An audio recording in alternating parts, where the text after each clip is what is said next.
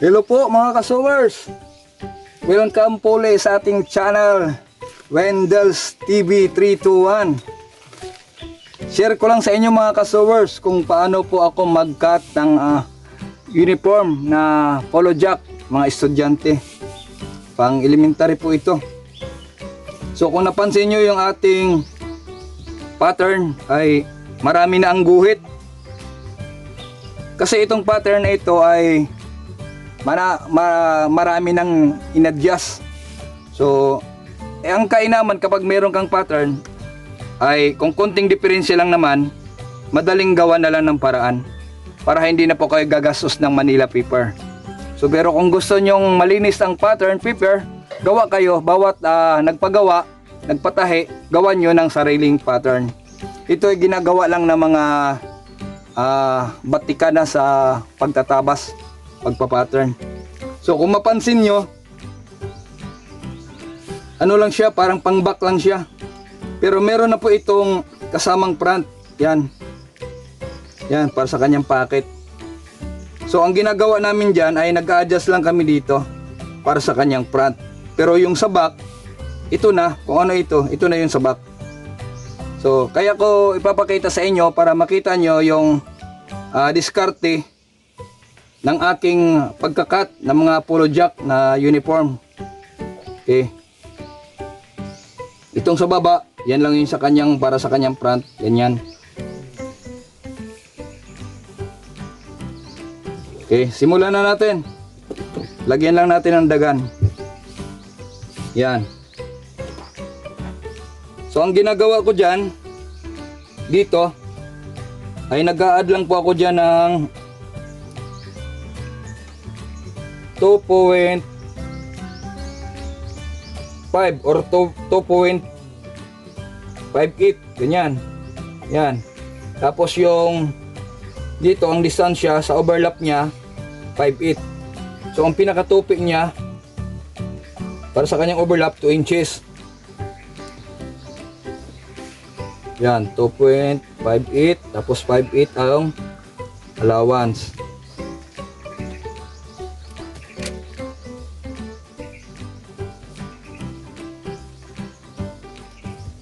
Okay, ang normal nito pagka big size or mga medyo malalaki na yung gagawa natin ng polo jacket, ay ang ginagawa ko ditong allowance ay 3 inches. Pero dahil ito ay pangbata, elementary, 2.58 lang yung ginawa kong allowance dito. Yan.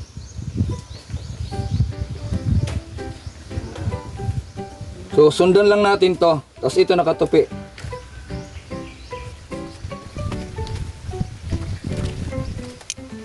Yan, lagay natin kasi makulit yung ating hangin. Sinusundan tayo. Yan. So ang una, i-cut nyo muna to. Kailangan straight. Kung hindi nyo kayang straight pag-cut, gamitan nyo ng yan. Gamitan nyo ng roller. Para matiyak nyo na straight yung inyong gupit. Pero sa akin, hindi ko na ginagawan yan kasi nasanay na. Dahil ito ay tutorial, yan, ginuhitan natin ng straight na roller. Yan, ito, straight lang to.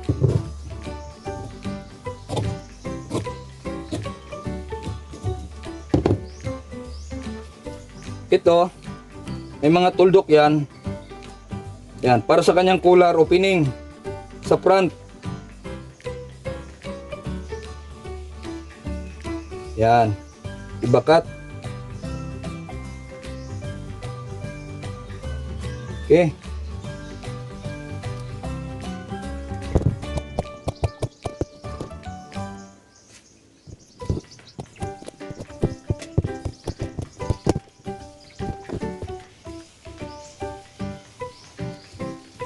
Dito, ito kasing dulo na ito para yan sa kanyang back. Itong guhit nito dito para sa kanyang front. Bakat lang natin. Hindi kasi pwedeng yung back at saka front ay magkaparehas ng uka. kadalasan po ay mas malalim ng konti yung sa harap.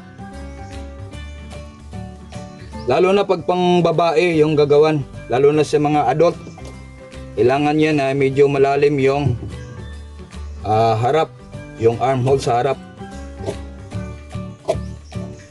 Dahil ito ay pang lalaki, ay kaunti lang.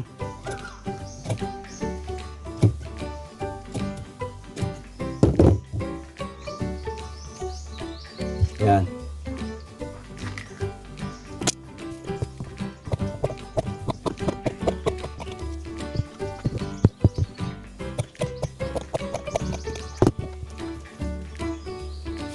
Yan, ito yung marking niya para sa kanyang packet. Yan, may mga marking na po. So, may sukat po yan mula dito hanggang dito. Oh, so, ina-adjust ko lang po yan. Kung medyo maliit yung gagawan, ina-adjust ko. Kung malaki, ina-adjust ko.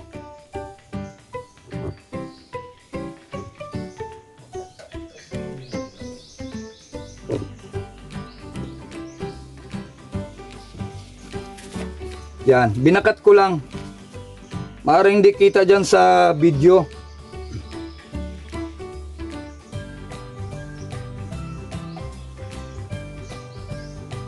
Yan, meron na tayong packet sa kanyang left side. Yan, so ito na yung ating pattern. Lagyan lang natin ng guhit. Palatandaan po yan na wrong side. Okay, yung tuldok natin dito, lagyan natin ng nut. Yan. So ang purpose niyan, para pagka tinupi na po natin tong overlap, igaganon po kasi ito, ganyan. Yan. So tabi muna natin to. Sunod natin yung back.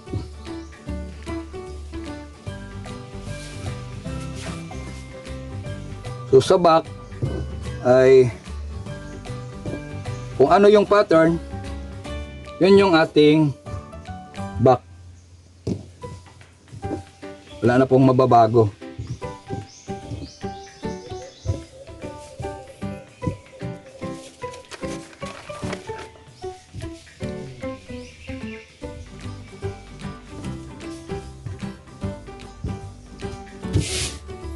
Yan, straight lang natin ng ganon.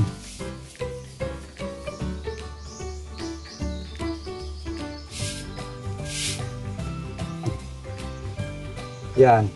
Meron po itong bangkito ha. Bangkito yung ano niya, bakyok. Kasi sa mga polo jacket, kailangan talaga yan ng bakyok. Kahit pang bata yan. Pero kadalasan sa pangbata ay wala na po siyang plates dito sa gilid. Dito wala na. Pero sa mga malalaki, yung iba gusto nila may plates. Pero dahil ito ay pang bata, wala na tayong gagawing plates dito. So unahin natin pagkat yung kanyang bakyok. Yan, tapat nyo lang. Tapat nyo lang talaga.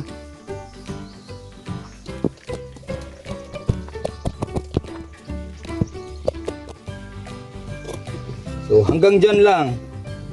Yan, hanggang dyan lang. Kasi pwede namang markingan nyo na lang ganyan. Yan.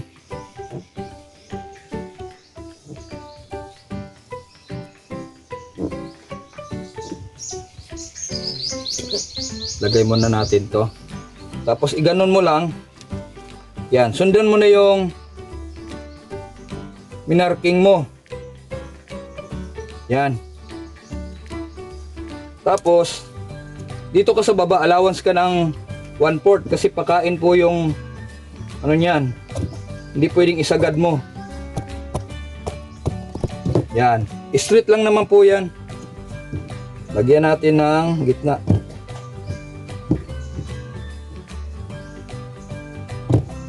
Yan. Tapos lagyan ng marking para alam na wrong side. Okay. dito dahil nakagawa na tayo ng bangkito, gano'n natin. Ganyan. Kasi meron na tayong bangkito eh. Tapos urong lang natin. Ganyan. Yan. Para meron na tayong allowance para doon sa pagdugtong ng bangkito. Kaya lang dito, kailangan po kasi dito naka-curve doon ng konti.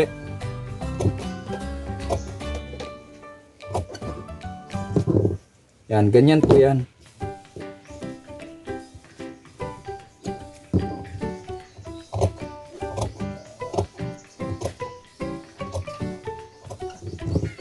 Yan, parang hindi pantay ano. Dito 1/4, dito 1/8, 1/60 na lang. So purpose po yan para ang likod ay hindi masyadong lubo. Hindi siya masyadong lubo. Yung dito sa may kanyang armhole. So sa pagmamalalaki, need talaga to. Pero kung pangbata lang naman, pwede naman straight. Pero magkakaroon ng bukol yung likod niya doon sa kanyang armhole. Kaya binabawasan ko ito ng kaunti. So depende na po sa inyo kung sundin nyo yan. Okay, dito pwede tayo magpasobra. Yan. Kasi ikakat lang naman natin yan pagka ano na. Pagka kinabit na natin doon sa ano, bakyok niya. Yan.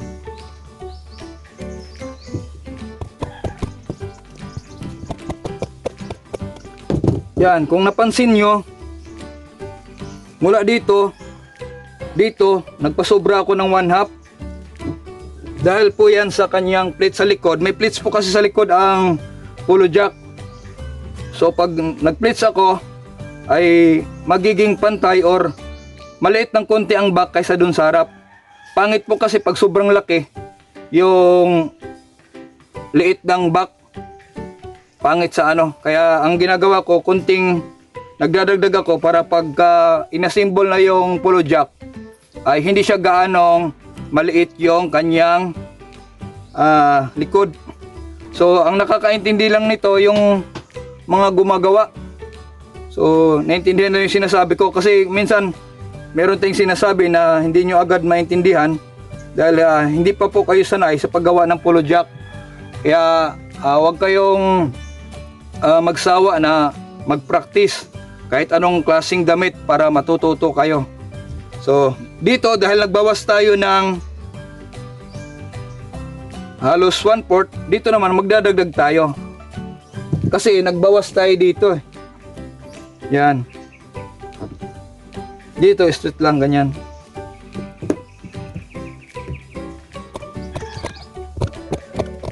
Yan. Ang purpose niyan, kasi ito mahihila ito eh. Mahihila.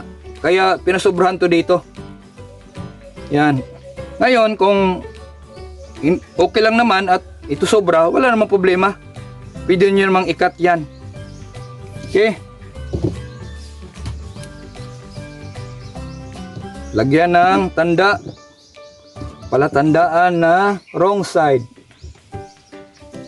Okay, sa paggawa ng sleeve ay wala na po akong ginawang pattern. No? Kasi iba-iba po ang haba sleeve, iba-iba ang sukat, kaya maliit lang naman na bagay yon. Ang ginawa ko, bawat sleeve ay panibagong sukat na lang. So itong ritaso, yan, ay wag nyong basta-basta puputulin. Kasi pwede nyong gawing cooler. So straight lang natin. Para po ito sa kanyang cooler.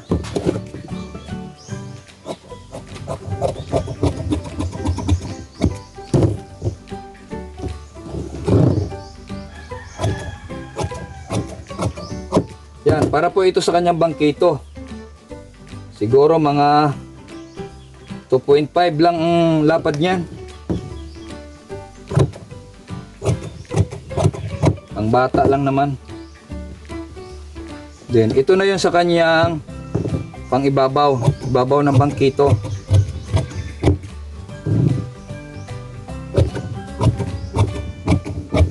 Yan. Basta medyo malaki lang siya doon sa ano, sa bangkito. Okay, meron tayong pang cooler. Ang sunod natin yung kanyang packet doon sa front.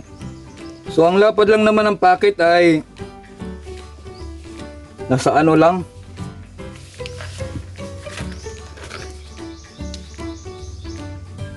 3.5 nga lang to kasi pang bata eh. Pwede din gawing 4. So depende na po yan sa laki ng uniform. So para hindi kayo ma-short, gawin nating 4.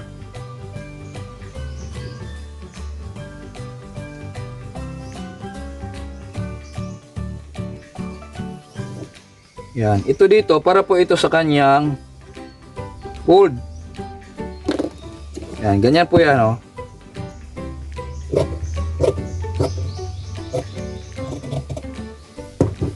Yan, nag-allowance lang ako ng 1/2 para po yan sa kanyang tupi.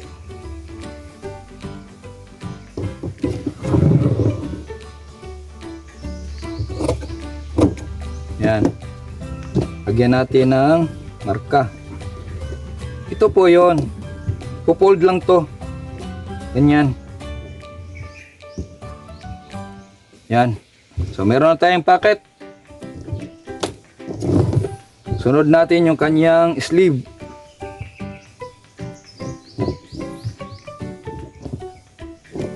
Yan, doble lang natin to, ganyan.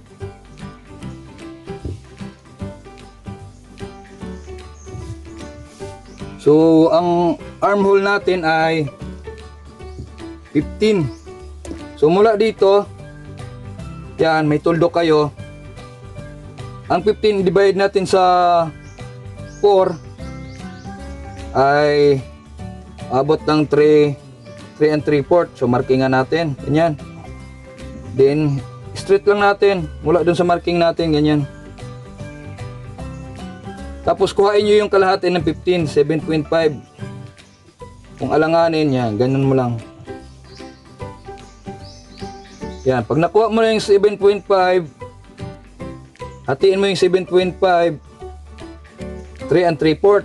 Ang kalahati ng 3 and 3/4, yan, 1 and 7/8. Ganun din dito.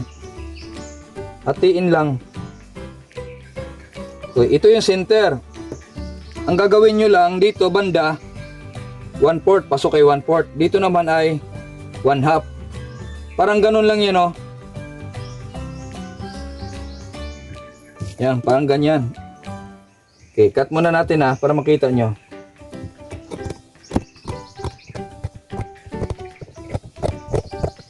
Ganyan. Bawasan lang natin konti.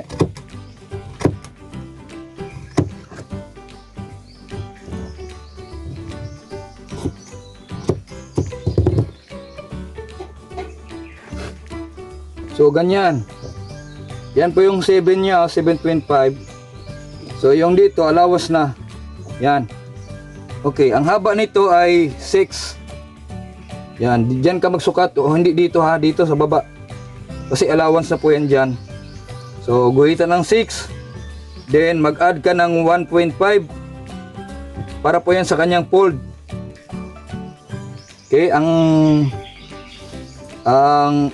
sleeve opening nito ay 4.5, bali 9. Yan, marka tapos allowance. Yan,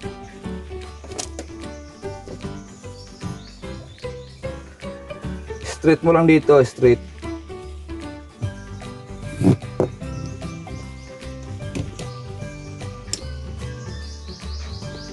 Yan, pwede mo na ito i-cut.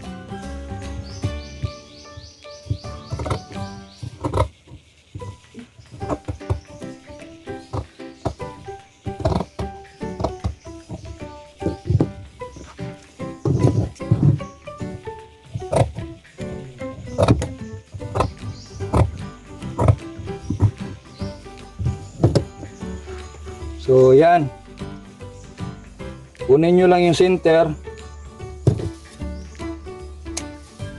Tapos bawasan nyo ng konti rito. Sa sleeve kasi kailangan medyo mas malalim ang konti ng front sa sleeve para ang hubog niyan ay magiging maganda, lalo na sa pangbabae. Pero dahil ito ay pang lalaki, konti lang.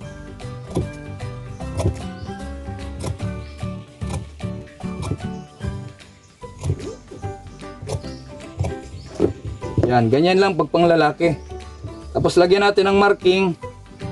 Palatandaan po yan na wrong side. Palatandaan din yan na yan po ay para sa kanyang front na side. Hindi yan pwedeng mapunta sa back. Okay.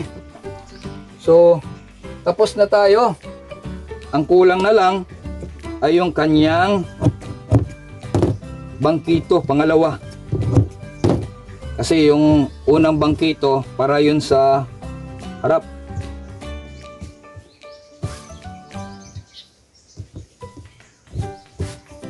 Yan. Kailangan kasi maayos yung ating pag nagtabas tayo, kailangan lapat na lapat para pag kinat natin hindi tayo mamblema.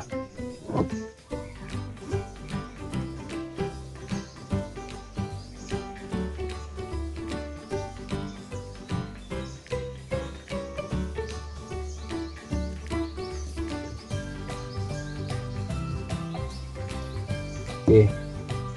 Gaya lang natin dito.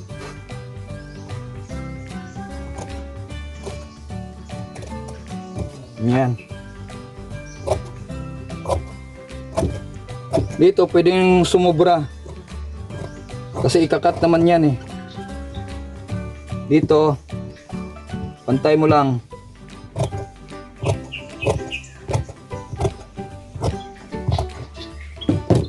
Yan. Okay, ito na yung ating bangkito. Lagyan lang natin ng X. Okay, tabi natin itong sobra. Ito na ngayon yung ating gawa. Yan. Ito yung kanyang dalawang bangkito, bangkito, hindi, bakyuk. Sorry po. Ito naman yung sa kanyang front. Yan. Ito naman yung sa kanyang sleeve. Dalawa yan. Ito naman yung sa kanyang pocket. Ito yun. Yun. Dalawang bangkito. Tsaka yung pang ibabaw niya.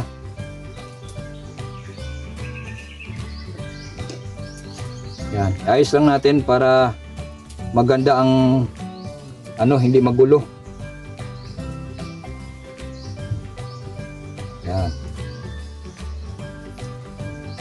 Yan, kumpleto na po yan. Bangkito, cooler, bakyok, back body, pocket, sleeve, at front body. So, ganun lang po ako maggawa ng mag-cut ng polo jacket. So, sa ibang mga uniform ay iba-iba rin ang style ng pag-cut. Iba-ibang cutter ay iba-iba rin ang pamamaraan. So, yan lang po yung aking pamamaraan at kaya ko i-share sa inyo para maski papaano ay kapulutan nyo ng aral. At maraming salamat sa patuloy na pag-support ng ating channel, Wendel's TV 321. At ngayon lang tayo uli nakapag-upload ng panibagong video. So, huwag kalimutang i-share, i-like ang ating video, mga kasewers, para marami pa po ang makakita at sila rin po ay matuto kung paano mag-cut. At marami po akong tutorial, pag-pattern, pag-cut at pag-assemble. At mag-subscribe lang po kayo sa ating YouTube channel para marami pa po kayong matutunan. So hanggang sa muli mga kasewers, salamat sa panonood. God bless!